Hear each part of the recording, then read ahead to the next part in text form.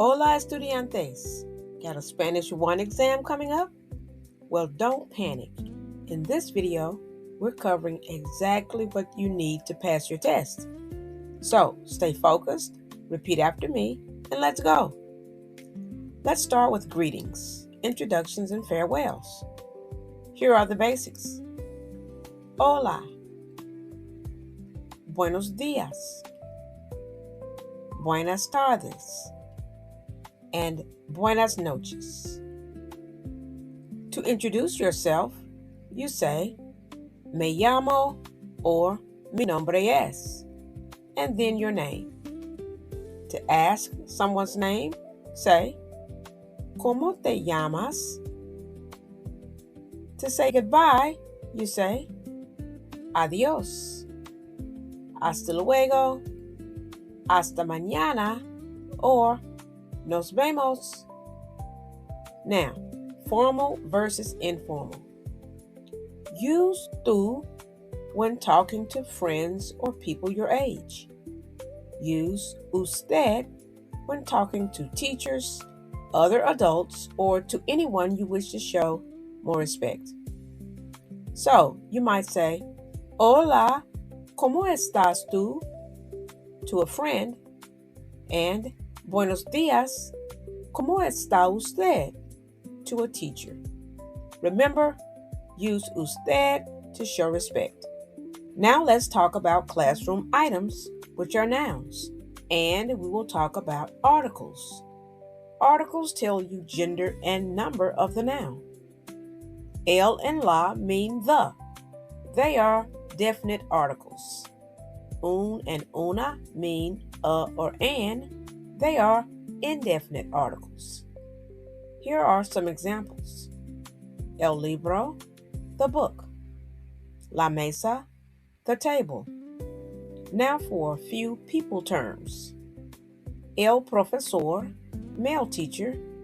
La profesora, female teacher. El chico, the boy. La chica, the girl. Just a few more examples. El lápiz, the pencil. Un lápiz, a pencil. La mochila, the backpack. Una mochila, a backpack.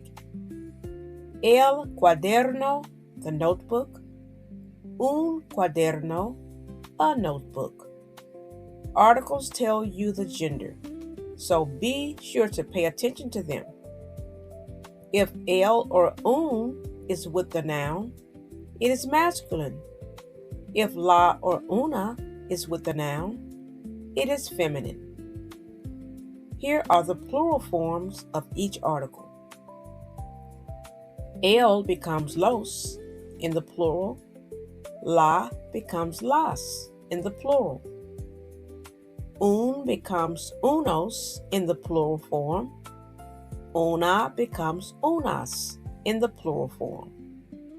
Now numbers. Let's count to 30. Uno, dos, tres, cuatro, cinco, seis, siete, ocho, nueve, 10, 11, 12, 13, 14, 15, 16, 17, 18,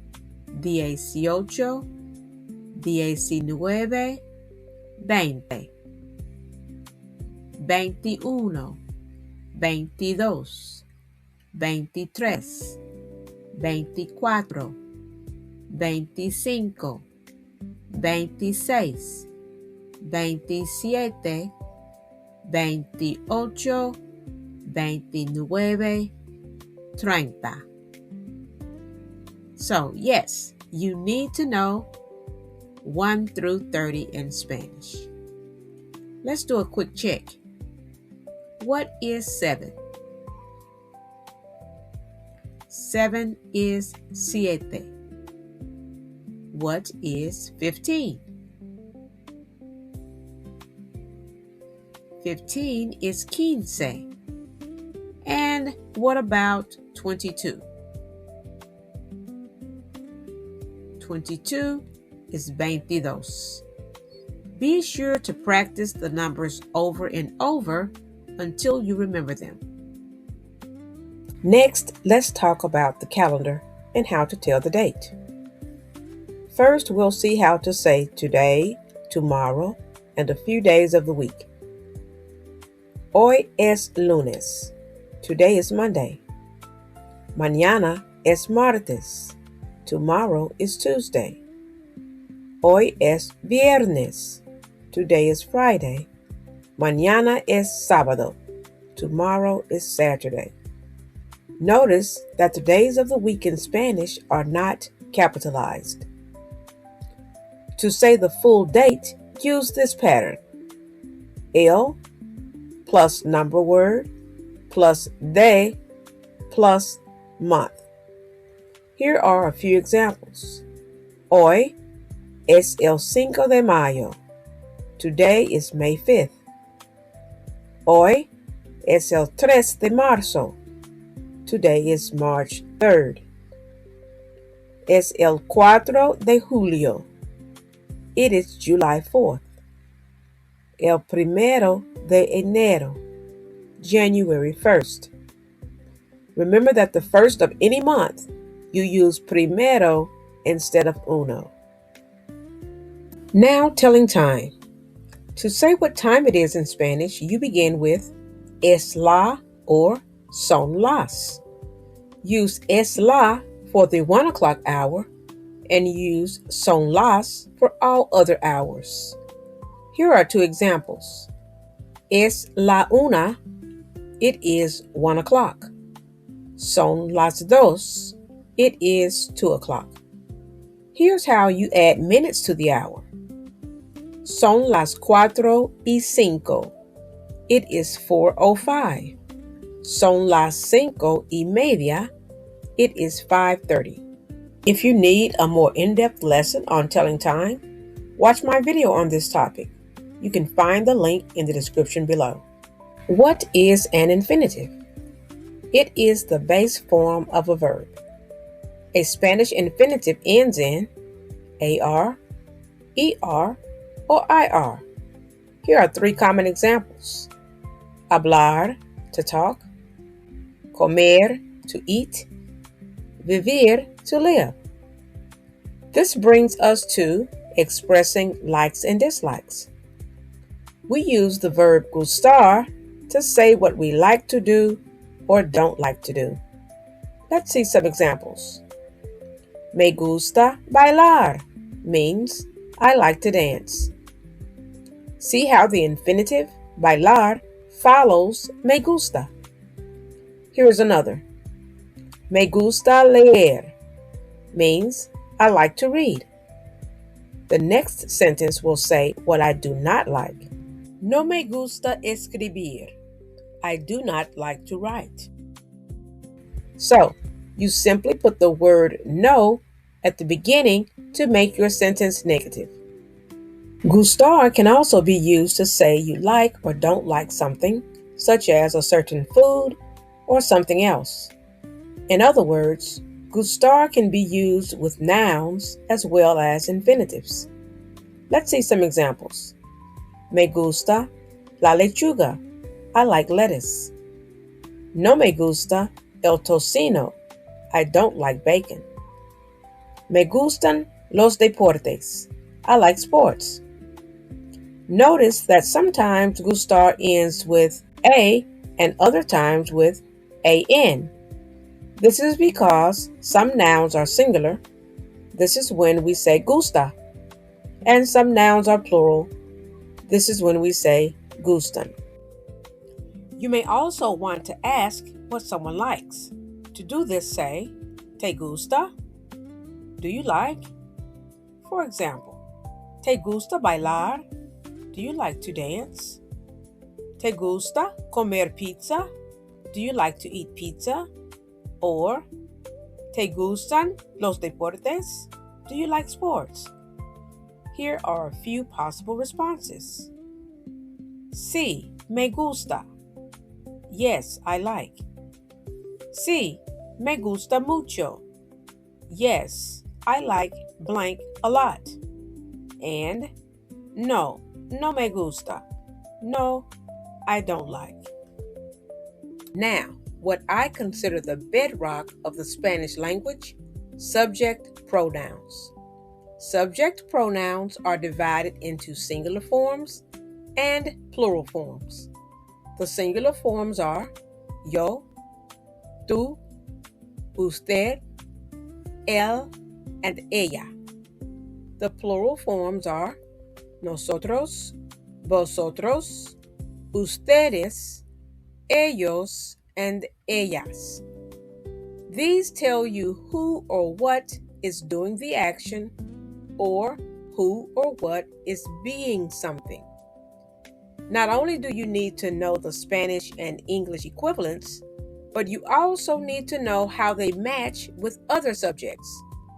For example, you and I would match to we, so nosotros.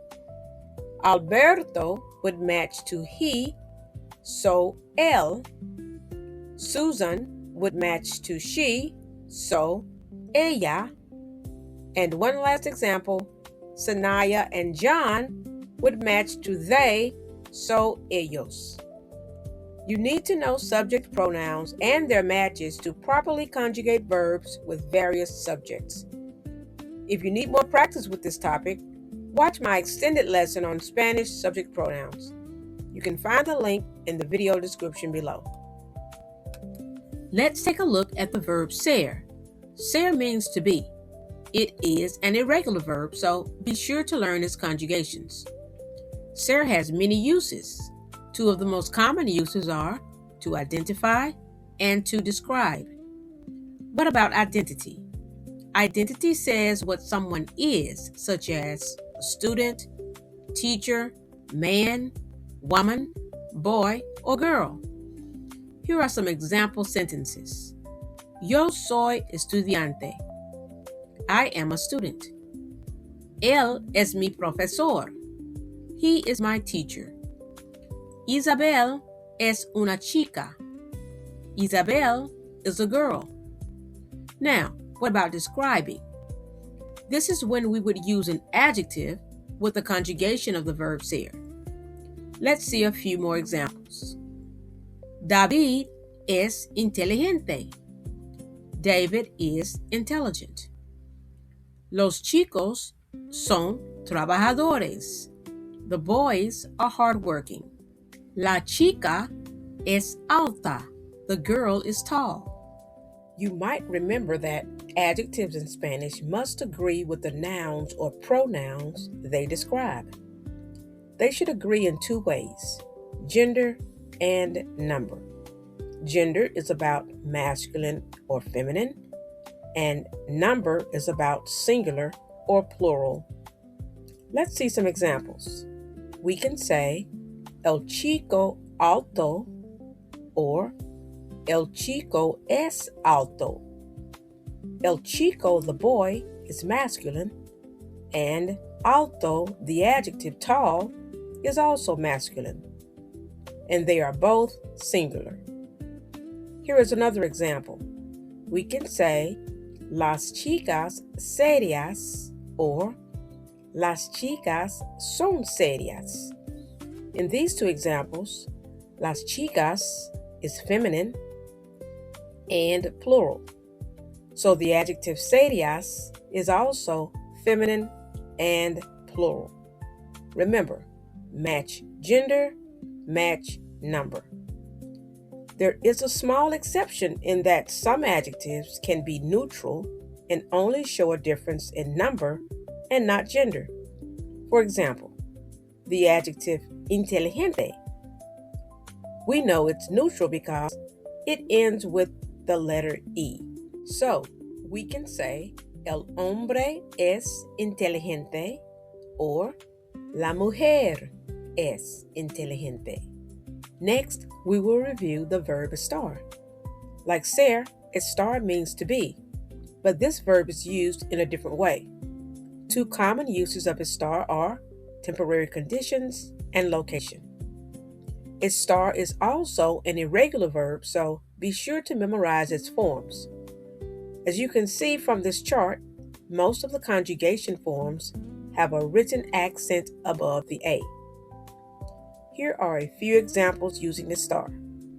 Estoy cansado. I'm tired. That is a temporary condition. Tú estás feliz. You are happy. Gregorio está en la clase. Gregorio is in the class. That's location. Estamos delante de la escuela. We are in front of the school. Now, let's quickly look at the differences between SER and ESTAR. Think of it like this. SER, more permanent, and ESTAR, more temporary. SER is used for things that don't usually change. Who you are, what you are, descriptions. ESTAR, on the other hand, is used for things that can change. Feelings, location, conditions. Here's a quick test. Ask yourself, is this something that can likely change in the short term? If yes, use ESTAR. If no, use SER. Now, watch out for differences like this using the same adjective. Él es aburrido. He is boring. This is about his personality. And then we have Él está aburrido. He is bored, which is how he feels right now. Same term, different meanings. The first sentence uses SER. The second sentence uses ESTAR. Still with me? Awesome! We've only got a few more mini lessons to go. Let's get to it. Now, we'll move on to regular present tense verbs. With regular verbs, remember the 3 basic steps to conjugate. Drop the infinitive ending, write the stem, then add the new ending according to the subject. Drop the infinitive ending, write the stem, then add the new ending according to the subject. It bears repeating. Here is a quick look at the regular AR verb endings. O, as, a, amos, ice, on. 2 examples. Yo hablo, I speak. Tú hablas, you speak. ER verb endings. O, es, a, amos, ace, en. 2 examples. Yo como, I eat. Tú y yo comemos, you and I eat. IR verb endings. O, es, a, emos, is, en. 2 examples. Connie vive en Miami. Connie lives in Miami. Omar y Lina viven en Pakistan. Omar and Lina live in Pakistan. Always remember, the infinitive ending must be dropped before you can conjugate. Need more practice with regular verbs? Watch my full lesson on this topic. See the link in the description below. Next, we'll talk about tenere expressions. These are very important for everyday use. In English, we might say, I am hungry, or I am sleepy. But in Spanish, you don't use one of the forms of be that we discussed earlier. Rather, you should use the verb tener, which means to have. So instead of I am hungry, you say, tengo hambre, which literally means I have hunger. And instead of I am sleepy, you say, tengo sueño, which literally says I have sleepiness. And of course, you would use the same verb for subjects other than the yo form. For example, Susana is hungry. You would say, Susana tiene hambre. Here is a list of key tenere expressions you should know. Tengo hambre, I am hungry. Tengo sed, I am thirsty. Tengo sueño, I am sleepy. Tengo frío, I am cold. Tengo calor, I am hot. Tengo prisa, I am in a hurry. Now, for telling one's age, we also use tener. In English, we would say, I am 16 years old. But in Spanish, it is, Tengo 16 años.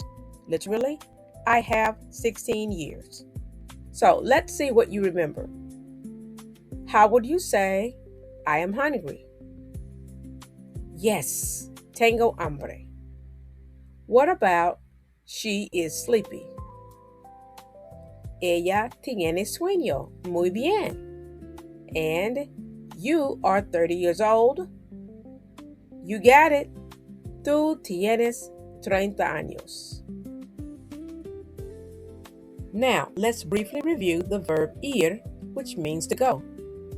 Ir is an irregular verb. Here are the conjugations.